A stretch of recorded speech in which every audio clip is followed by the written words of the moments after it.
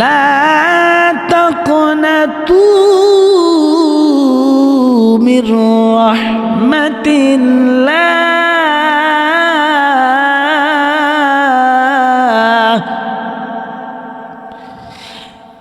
হে দুনিয়ার মানুষ, তোমরা যারা নিজেদের প্রতি জুলুম করবা, অত্যাচার করবা, তোমরা আমি আল্লাহর রহমত থেকে নিরাশ হইবা না।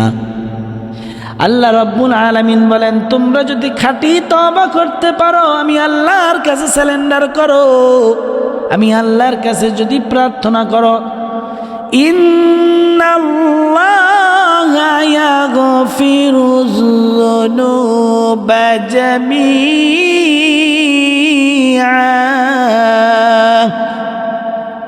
খাঁটি তওবা করতে পারো, তোমরা যদি আমি আল্লাহর কাছে সারেন্ডার করো, গুনাহের জন্য প্রার্থনা করো, আমি আল্লাহ তোমাদের পূর্বের সমস্ত গুনাহগুলো মাফ করে দিব।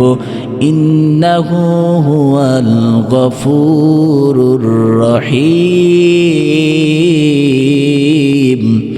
কেননা আমি আল্লাহ তাআলা ক্ষমাশীল এবং পরম দয়াবান।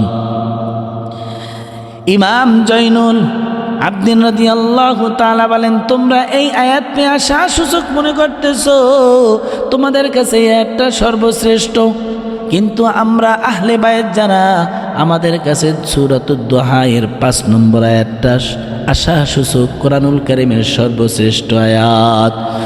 ওয়ালা সাওফা ইউতিকা রাব্বুকা ফাতারদা।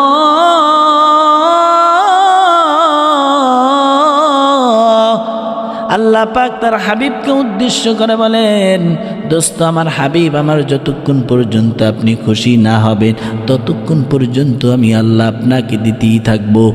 এমন কিছু আপনাকে দান করব, যা পেয়ে আপনি খুশি হয়ে যাবেন। আল্লাহর হাবিব বলেন, আমার আল্লাহ যতক্ষণ পর্যন্ত আমার উম্মতদেরকে মাফ না করবেন, আমি নবী ততক্ষণ পর্যন্ত খুশি হব না।